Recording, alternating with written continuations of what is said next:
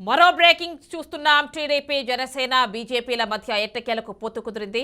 ఇప్పటికే జనసేన టీడీపీలు పలు స్థానాలకు అభ్యర్థులను ప్రకటించాయి. అయితే జనసేన అధినేత పవన్ కళ్యాణ్ ఎక్కడి నుంచి పోటీ చేస్తారు అనేది హాట్ టాపిక్ గా మారింది. అలాగే జనసేనని ఎంపీగా పోటీ చేస్తారా లేక ఎమ్మెల్యేగా పోటీ చేస్తారా అనే దానిపై నేతల్లో ఉత్కంఠ నెలకొంది. కానీ పవన్ మాత్రం కాకినాడ స్థానం నుంచి బరిలోకి ఉంటారని కూడా పలువురు అంటున్నారు. అంతేకాదు వచ్చే ఎన్నికల్లో విజయం సాధిస్తే పొత్తుల్లో భాగంగా బీజేపీ ఆయనకు మంత్రి పదవి కూడా ఆఫర్ చేసినట్టు చెప్పుకొస్తున్నారు.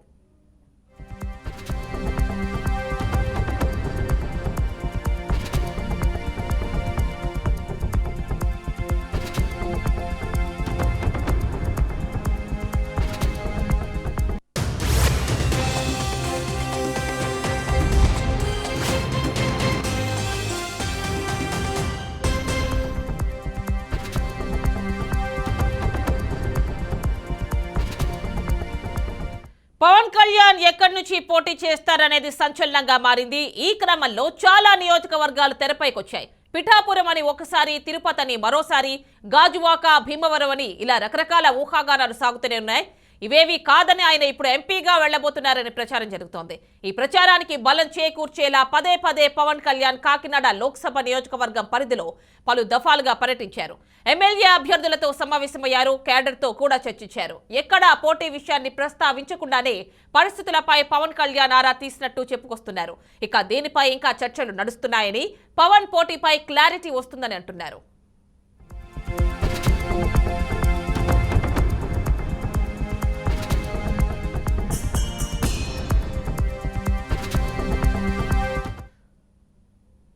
కాకినాడ లోక్సభ స్థానం నుంచి జనసేనాని పోటీ చేసే అవకాశం ఉన్నట్లు తెలుస్తోంది. కాపు సామాజిక వర్గం ఓట్లు బలంగా ఉండే కాకినాడ సీట్ సేఫ్టీగా ఉంటుందని ఆయన భావిస్తున్నారు. అందుకే ఆయన పదే పదే ఆ లోక్సభ నియోజకవర్గం పరిధిలోనే పర్యటిస్తున్నారని తెలిసిందే. వైసీపీ సిట్టింగ్ ఎమ్మెల్యే ద్వారంపూడి చంద్రశేఖర్ పై పవన్ ఒంటికాలిపై లేవడానికి కారణం కూడా ఇదేనని చెబుతున్నారు. ఈ లోక్సభ స్థానం పరిధిలోని అసెంబ్లీ సీట్లలో జనసేనకు బలమైన ఓటు బ్యాంక్ ఉన్నట్లు అన్ని సర్వేల్లో తేలింది. కాబట్టి పవన్ ఇక్కడి నుంచే పోటీ చేయాలని నిర్ణయించుకున్నట్లు తెలిసింది. ఈసారి సార్వత్రిక ఎన్నికల్లో మూడోసారి ఎన్డీఏ ప్రభుత్వం అధికారం చేపట్టడం ఖాయమని తేలిపోవడంతో పవన్ ఈ నిర్ణయం తీసుకున్నారని చెబుతున్నారు. ప్రధాని మోడీ వద్ద తనకు ఉన్న పలుకుబడితో పవన్ కావాలనుకుంటే ఎప్పుడో కేంద్ర మంత్రి అయ్యుండేవారు. కానీ ప్రజాబలంతో గెలిచే చట్టసభల్లో అడుగు పెట్టాలని ఆయన బలంగా నిర్ణయించుకున్నారు. కావున లోక్సభ బరిలో దిగుతున్నారని తెలుస్తోంది. ప్రధాని మోడీ నుంచి కేంద్ర మంత్రి పదవిపై హామీ వచ్చిన తర్వాతే ఆయన లోక్సభ బరిలోకి దిగుతున్నారని పార్టీ వర్గాలంటున్నాయి.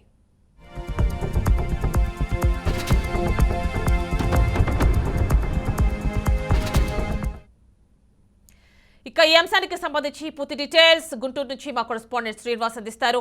శ్రీనివాస్, చెప్పండి.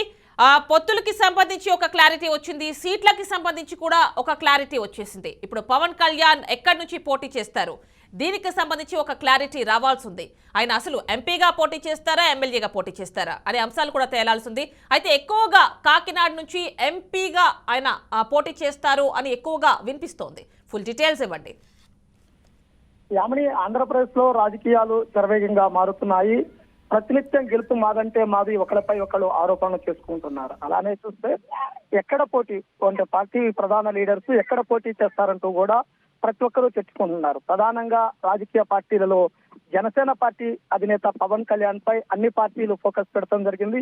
పవన్ కళ్యాణ్ ఎక్కడి నుంచి పోటీ చేస్తారు, ఏ స్థానంలో పోటీ చేస్తారు ఏంటనేది ప్రతినిత్యం పేపర్లోనూ టీవీలోనూ చూస్తున్న పరిస్థితి. అంటే ఈ రోజు తాజాగా అందినటువంటి సమాచారం ప్రకారం ఢిల్లీలో బీజేపీతో జనసేన, బీజేపీ, తెలుగుదేశం కలిసి ఎన్నికలకు వెళ్తాయి అని ప్రకటన తర్వాత జనసేన పార్టీ అధినేత పవన్ కళ్యాణ్ ను కేంద్ర నాయకత్వం, బీజేపీ కేంద్ర నాయకత్వము కాకినాడ ఎంపీగా పోటీ చేయమన్నారు అంటూ ప్రచారం ప్రారంభమైంది. గతంలోనే కాకినాడ పార్లమెంటు పై పవన్ కళ్యాణ్ ప్రత్యేకమైనటువంటి దృష్టి పెడతాం జరిగింది. అంటే అక్కడ 1-3 సార్లు రివ్యూ నిర్వహించడము, బహిరంగ సభలకు హాజరు కావటము, వానితో పాటు కాకినాడ పరిధిలో ఉన్నటువంటి పిఠాపురంలో కూడా తన సన్నిహితుడు తంగెళ్ల ఉదయ్ శ్రీనివాస్ ని అక్కడనే ఉంచి ఇన్ఛార్జిగా అక్కడనే చూపిస్తున్నటువంటి పరిస్థితులు ఉండడం జరిగింది. కానీ ముఖ్యంగా చూస్తే పిఠాపురం అసెంబ్లీ స్థానం నుంచి పోటీ చేస్తాడా, కాకినాడ పార్లమెంట్ స్థానం నుంచి పోటీ చేస్తాడంటే కూడా అనేక ప్రచారాలు జరుగుతూ ఉండేవి. కానీ ఈ రోజు చూసినట్లయితే గనక బీజేపీ పెద్దలతోటి కలిసి బయటకు వచ్చిన తర్వాత